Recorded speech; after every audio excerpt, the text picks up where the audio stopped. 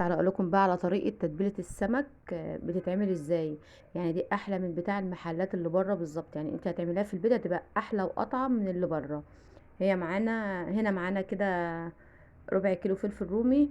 بس قبل ما نبدا بقى ونقول بسم الله، ما ننساش نعمل اشتراك ولايك وشير للفيديو. يا جماعه انتوا بتتفرجوا على الفيديوهات فارجوكم يعني من فضلكم يعني اشتركوا. يعني الزرار مش هيعمل حاجه، ده فضلا يعني ليس امرا.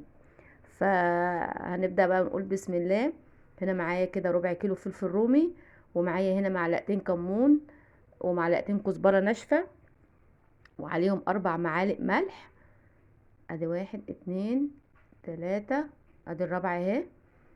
وهنا احنا حطينا توم مفروم، كمية توم مفرومين حلوين كده. وعلينا ومعاهم هنا ربع كيلو فلفل احمر حراق. لو مش عايزة الحراق ممكن تعينيه وتحطي كله رومي، يعني لو ما بتحبيش الحاجة الحراقة. هنا اهو هنحط كله على بعضه. ومعايا شوية فلفل برضو حراقين، و4 ليمونات هنقطعهم برضو كده بالقشر بتاعهم ونحطهم كل ده في الكبة. كل الحاجات دي في الكبة وطحنيها، كل ده هيطحن معاك هيبقى ناعم دلوقتي.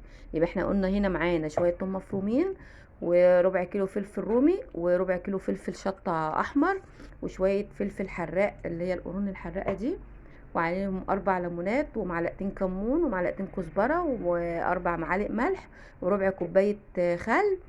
كل ده على بعضهم. وكل ده هنطحنه في الكبة زي ما انتم ما شايفين كده. الليمون برضو بقشره عادي، مش هيعمل اي حاجة، انتي غسلاه ومنضفاه. وهنا قدامكم انا حاطه لكم تحقيقة السمك وانا بحيقه. الدقة دي عملتها وحيقت بيها السمك في وقتها. ما ننساش بقى نصلي على سيدنا محمد عليه افضل الصلاة والسلام. والتتبيله دي بصراحه والله العظيم دي اللي انا معتمده بيها في بيتي، وكمان انا بشتغل بيها اونلاين.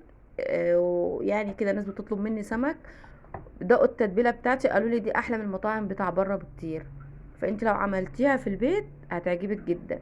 يعني الحمد لله الدقه دي انا مشهوره بيها كده زي ما انتم شايفين. كل ده هينطحنوا مع بعضه كده لغايه ما الخليط ينعم معاكي خالص.